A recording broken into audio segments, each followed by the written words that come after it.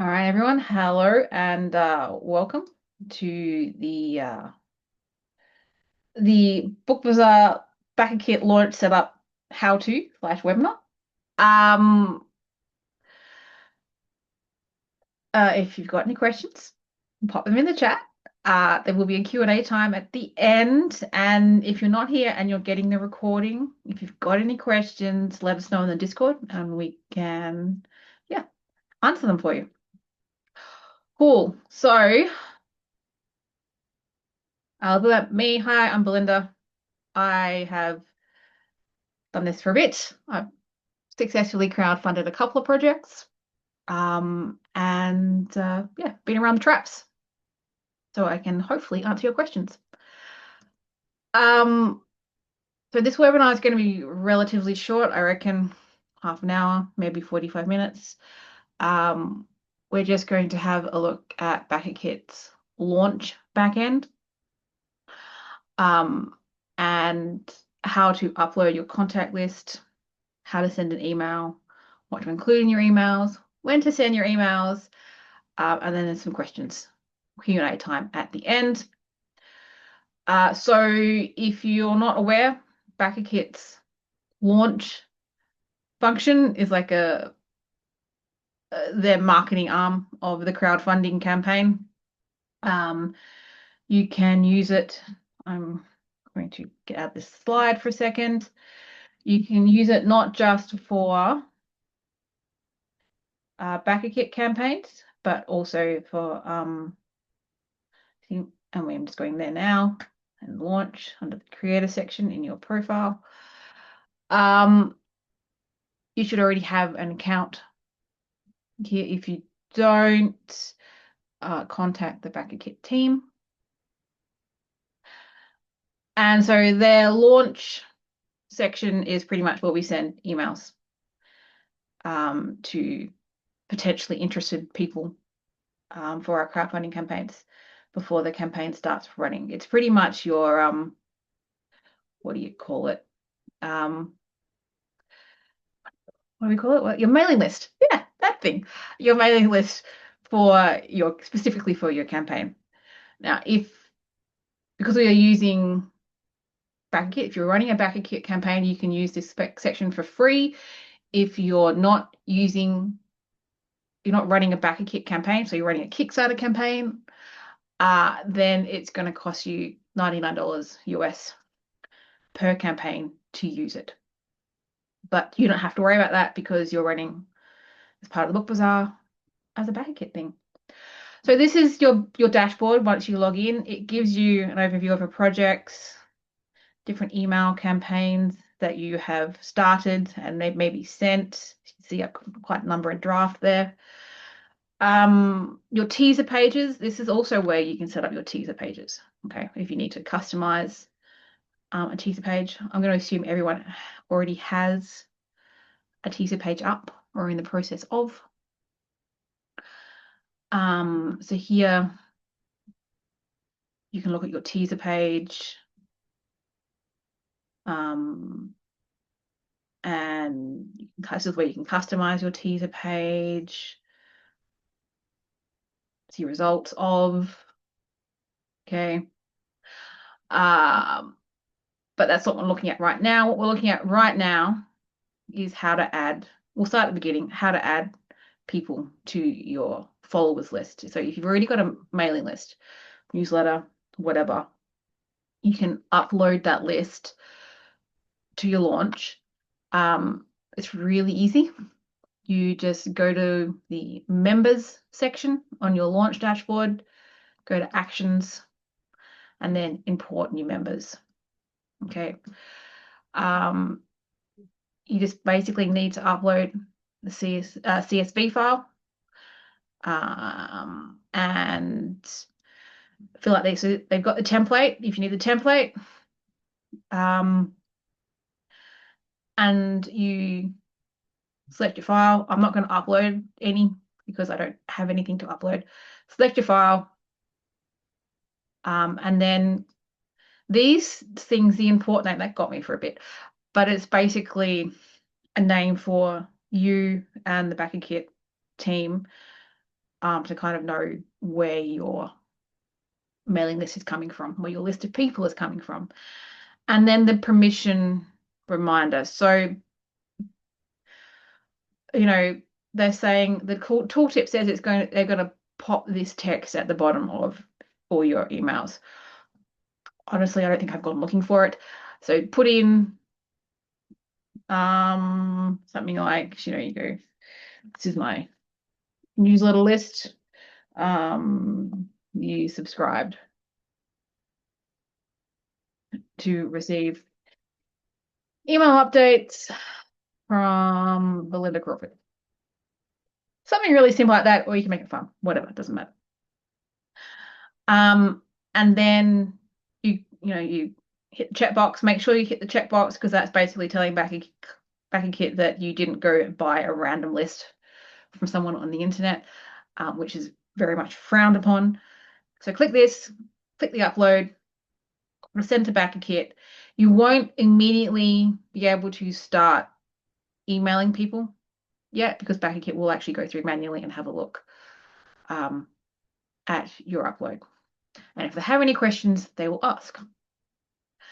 But they're always really responsive, so you're good. Don't worry about it too much. And there is a list of all your people who are on your list. I'm going to skim through it.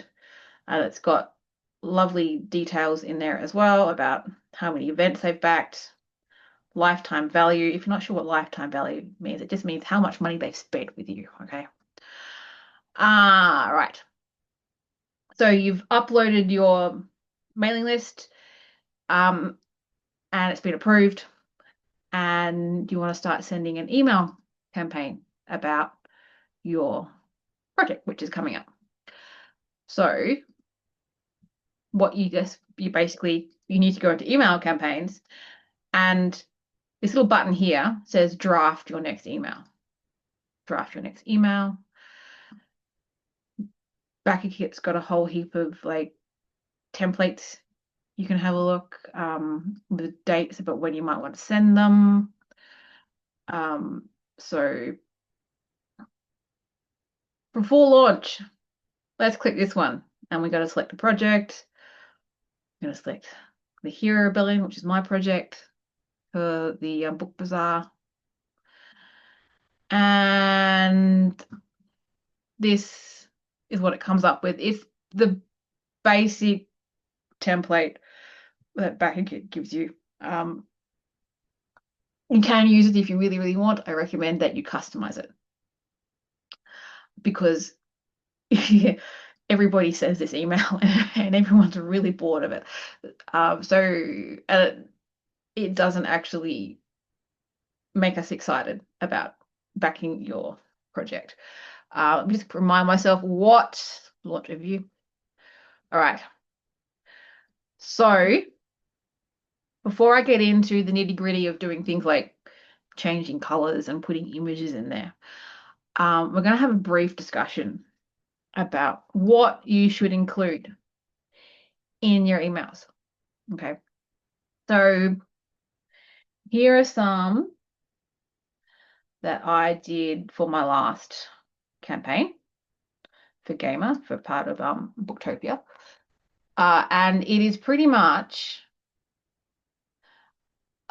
a shorter version of my campaign page for that same project, where I am trying to get people excited for it. So, telling them about the book. So back here, we'll go back to this slide. So you should include in your email images. We have images, people like images, okay? Your book cover is a fabulous thing to put in to your email. Use it. Don't be afraid to use it more than once in different campaigns.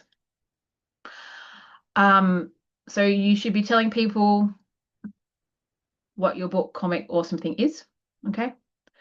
What makes it special and different, or different, even if that is, the special features in your special edition hardback or something. You have crazy robots or something.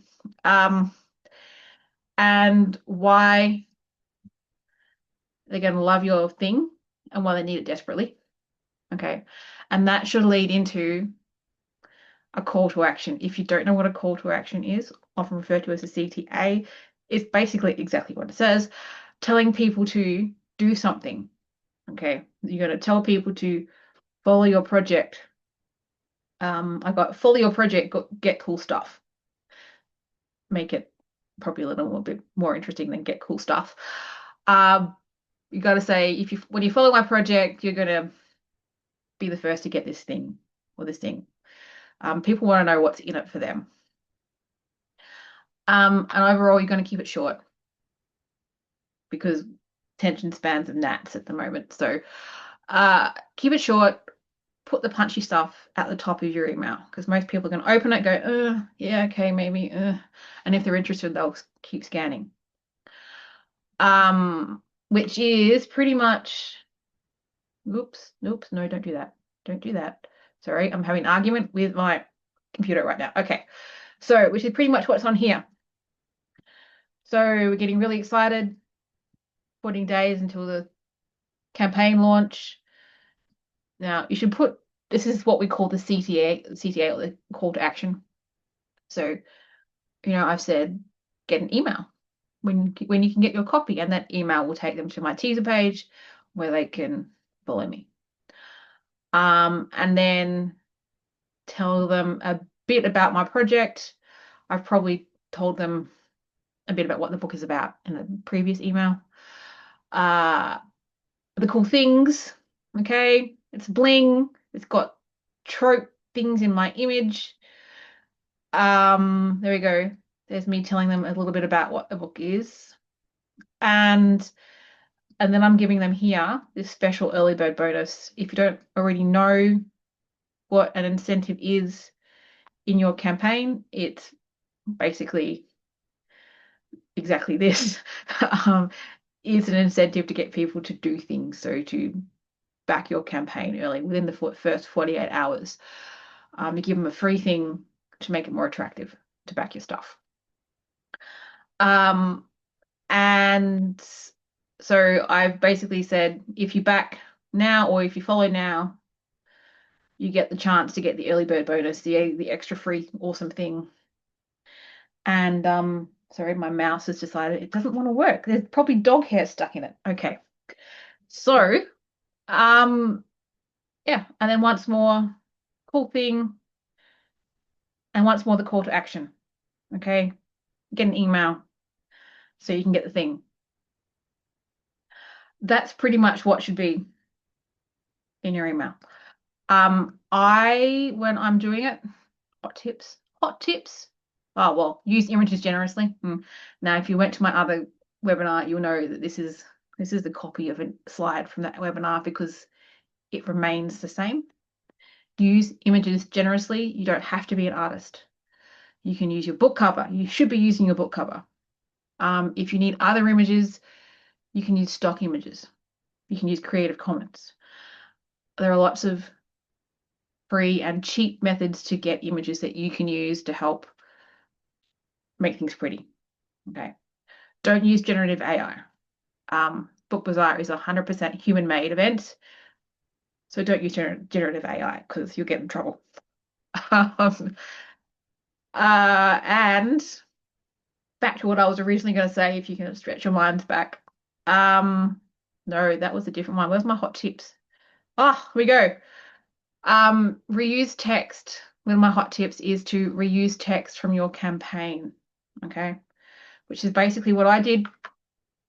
Where is it? There is no, I closed it. Okay, this is a different email sent a week before. I basically copied and pasted all of this stuff here, which was the collaborative rewards.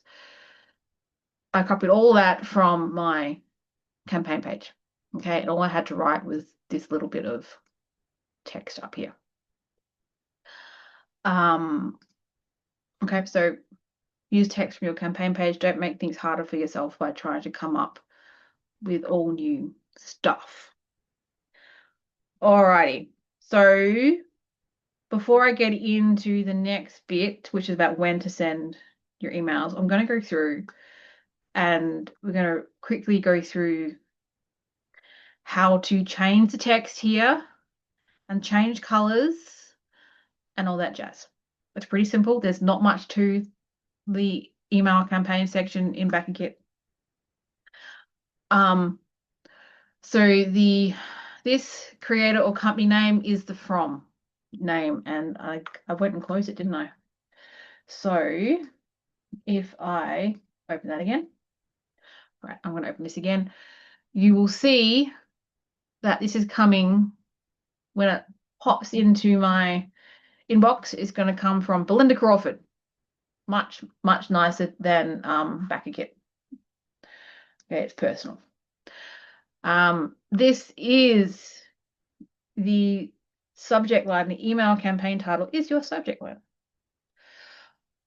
Make it fun, right? I did in this particular one with the bonus ebook. I did bonus ebook. People love to get stuff. And project title. Now this is the project title that gets used in this little what do we call it again? Variable text in here. And so you could just say sort of, you know, Euro 10. Oh, what did I do? I hit something. You could call it Hero 10 if I really wanted to, which I won't, but if I really wanted to, I could. And here it goes. We're excited to launch our next project, Hero 10. And here, if these text boxes work the same as BackerKit's story page. So all these buttons up the top, work that way. The formatting. If you need to add an image, you click the paperclip and you can upload it. Click upload. This is just a random image from my desktop. Just, if you want to add an alt tag, so an alt tag is what pops up if your image for some reason does not work, or if someone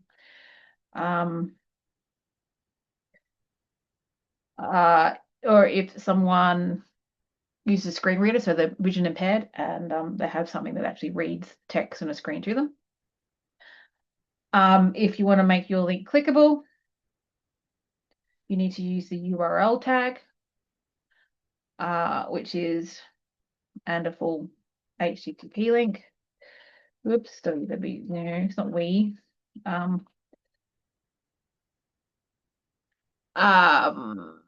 And if you want to add a caption as well, you can use all three of these if you feel like.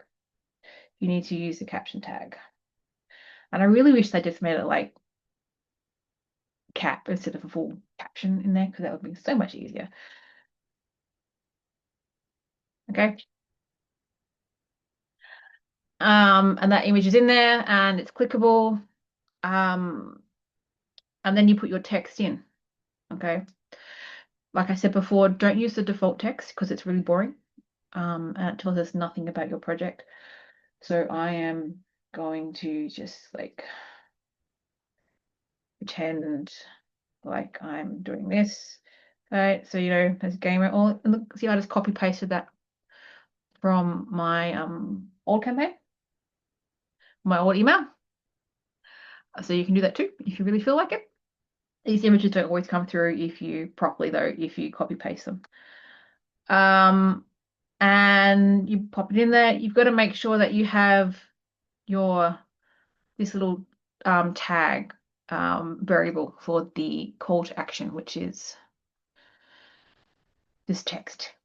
Okay. You can change this text. I got to, get an email when the campaign goes live. Be really excited about it. This call to action needs to be in there, or you'll get an error message before you send it out. And then you can add a promotional banner if you really feel like it. Top of your page to highlight. That's your landing page, which is what people go to when they click your call to action button. And you can change the colors. These are BackerKit default colors. I like to keep them the same as the colors I used on my teaser page, which is pretty simple. I just changed the background color. But I do, instead of trying to guess every time what that color was, my hot tip is to have them in a handy spot, like a notepad, just, somewhere on your computer that's easy to access, that you can access from anywhere. So you can copy paste the color into the background. Otherwise, it is a pain in the bottom. And this is pretty much the landing page. Is pretty much like a redo of your teaser page. I really wish it just went to your teaser page instead. That would make it so much less work. But this is, where you can copy paste, have a section somewhere, which I don't actually have. You can copy paste from another section. So I'm just going to quickly pretend, right? I'm going to go over here. I'm going to go to my teaser page. This is what you have to do if now my teaser page isn't great at the moment. It's just really basic. But if you haven't copy pasted stuff somewhere, oh, see, look, when you update the colors customize down here for your landing page, it will actually also, because this is a preview, update the colors on your email too. So yay. Right. So yeah, this is me copy pasting. Yes. Okay, Amy is here and she's reminding me that we can change the link. So if you're going straight to the teaser page, you can change the link to go directly to project. And I totally forgot that. Oh, you can. Go, Amy. Thank you very much. So after going through all that, if you want to have a different landing page for your emails for some particular reason, you can create a different landing page. Okay. If you really happy not making extra work for yourself, you can just say email link directly to my project. Whew, so much less work.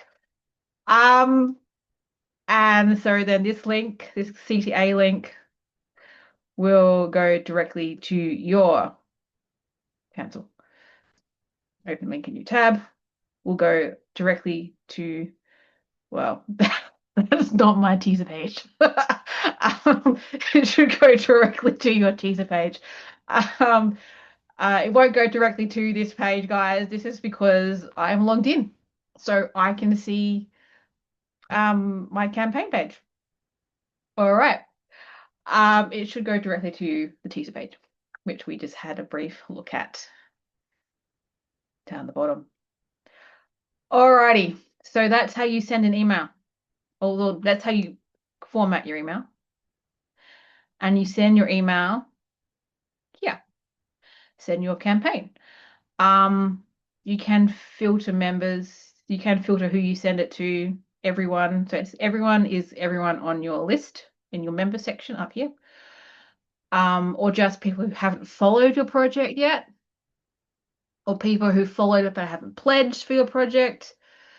So yes, you can get somewhat granular about that. At this stage, I just recommend sending to everybody. You can schedule it. Now, caveat to scheduling stuff. If you, like myself, are in a completely different time zone, this is all set up for Pacific time. I am in Australia. I am usually at least 10 hours ahead of Pacific time. This doesn't work for me. just because of the way the system works. It just does not work for me. So I will always send my stuff manually. If you are in the US or in that part of the world, it'll probably work for you. Okay. So yeah, do that. You can send the email campaign. Before you send your email campaign, always send yourself a test email. Okay. And it'll come through in a second on my system. Do-do-do. Do-do-do. So I'm waiting for it to come through. Sending yourself a test email. Well, obviously you read through it, make sure you didn't make any serious boo-boos. Always click all the links just in case. And it's going to come through at some point, whatever. Always click all the links, make sure they work, make sure they're doing what you want it to do. 9 times out of 10, I find there is something that I've stuffed up. Okay, and I send emails, newsletters on a very regular basis. Yeah, so always send yourself a preview. So yeah, send yourself a preview, make sure it's cool, send it. Hit the save button, or no, hit the send email campaign button, send it. Once it's sent, you'll get to see all the bits and bobs, what happened, what the results were. It can take you'll get most of your responses within the first 24 hours. But the tail end of emails is usually about a week for the full kind of results to come back. Alrighty, so we're going to get into when to send your emails. Right. It's going to depend on what you're comfortable with. Not everyone's comfortable sending a lot of emails, and that's cool. My caveat to that is if people don't want to hear from you, they will unsubscribe from you. Like, that is the worst thing they can do. Well, the worst thing they can do is mark you as spam, but usually they'll just unsubscribe. Okay. Or they'll ignore you. It doesn't really matter. No one's going to come after you with a pitchfork. So what I recommend is starting 2 months before launch, but no later than 1 month before launch. And send one email every 1 to 2 weeks. I say this because sending like 2 months out starts getting people going, oh yeah, that thing's coming up. Oh yeah, that thing's coming up. Oh yeah, that thing's coming up. And there's this whole marketing thing that it takes like 7 touches before someone actually remembers anything. And I guess that's kind of true.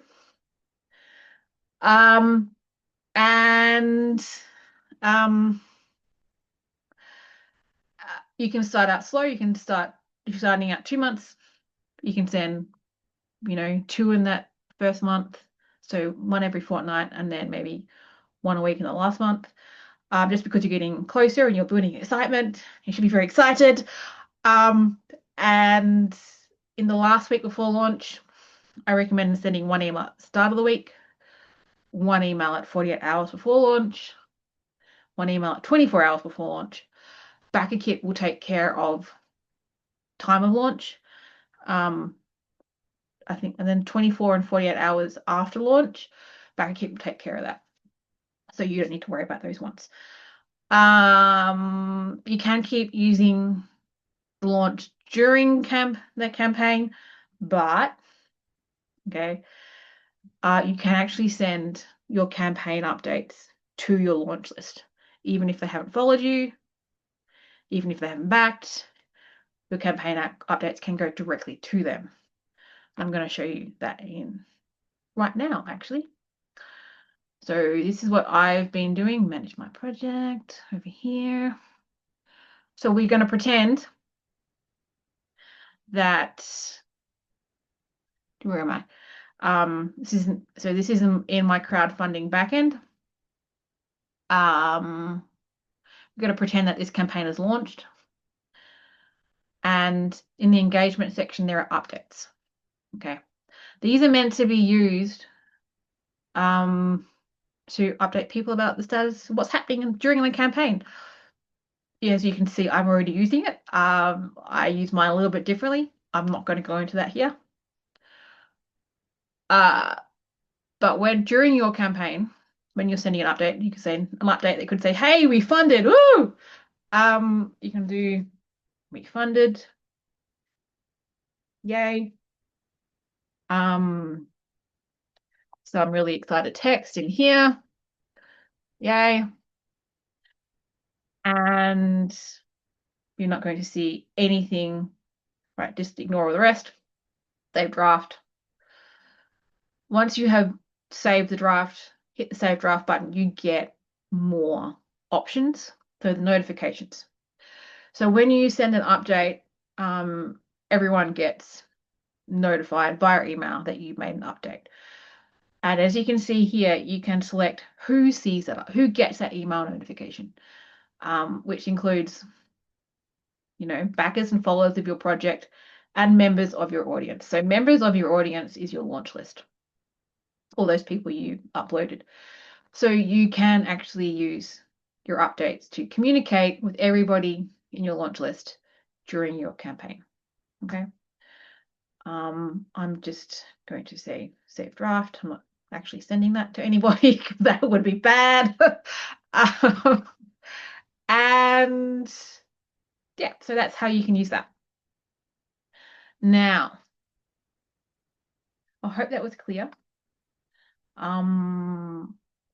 Just going back to hot tips, I'm going to suggest that you start planning your newsletter updates now.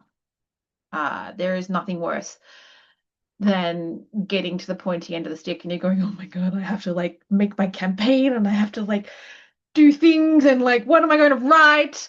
There's nothing worse than that. So plan them now. Even if it's just, I'm going to send this then, and I'm going to kind of put this kind of content in there. That's cool. That's what I do. And yeah, and then I write the updates or copy paste the updates as required. Reuse text from your campaign story. I said it before. I'm going to say it again. Do not make more work for yourself unless you have to. Keep your color codes and reusable images like banners, book covers, that jazz in a handy spot. Always send yourself a test email and click all the links. Okay. Look, if you do stuff it up and you send an email and you oops, don't stress. Because you're just going to send, if you do send an email that you stuffed up, you're just going to send another email really soon after that saying, oops, I stuffed up. And people love those emails, okay? They makes you look human. Don't write emails directly into Launch or any other online text box. You will lose it. Maybe not today, maybe not tomorrow, but at some point you will do something stupid, particularly if you've got one of these magic mice and you swipe left or right and the page disappears and it's all that text I was ready to hit send and it's gone. Okay, don't do that. Have it in a Word document, in a notepad, somewhere. All right, and those are my top tips. Amy, do you have any other top tips? Do you want to just unmute yourself or pop them in the text box? No, cool. If you've got any questions from any of this, ask in the Discord. We're here to answer questions. And if there is a topic or something that is brought up that you think you would like more of a webinar on, let us know in the Discord. And finally, now Amy's just come up with a question, which I've just seen. Any tips on where to import emails from? Your newsletter, if you have a newsletter is a really good source. If you don't, any other places you might have emails from, if you don't already have a list of emails, Then you can do things like Amy's got a whole heap that's coming up there. Amy's saying Patreon. Is it what if you're running a Patreon? Import emails from there, your newsletter, people you've emailed, blogging it, anywhere you've got emails from people. I would say, unless you have, just because of the way newsletter rules are, unless you have explicit permission to actually email them. So they've signed up, they've checked the box that said, yes, I'm happy to receive emails from, like, newsletters from you. Don't add them, because that's a really good way to get yourself into trouble. You can reach out and ask those people, send a one-off email, saying, I'm doing this. Here is a link to my page or to my teaser page. You can sign up, follow along. Yes, can do it that way. Yeah, you just got to be careful because you can get into trouble. So safest things are things like definitely your newsletter, Patreon, everyone else. If Beckley said, yes, I want to receive emails from you, regular emails from you, you need to reach out and ask them before you put them on a regular list. Otherwise, if you're just starting out and you're going, where do I find people? Things like if you've got books, things like the group giveaways like Book Funnel, and the newsletter builders, Fiction Atlas on Facebook runs regular newsletter builders, and yeah, stuff like that. So your social media, put a link on your social media. Ask other creators, other people to give you a shout out. Try to cross-pollinate your lists. Yeah, those are where I would do it from. If you don't have a list, start building it now. Like, just start building it. You won't be huge by the time this thing launches, but you'll still have one. So that's a good start. Awesome. Any other questions? Like I said, ask in the Discord. And just a little bit of shameless plugging. How do I do? If you've got any feedback that you'd like to give me, I always love to hear some feedback. You can pop over to belindacrawford.com/feedback and let me know how I went. It's a simple little form. So, all right, that is it. I hope you got something out of that, and I will see you around.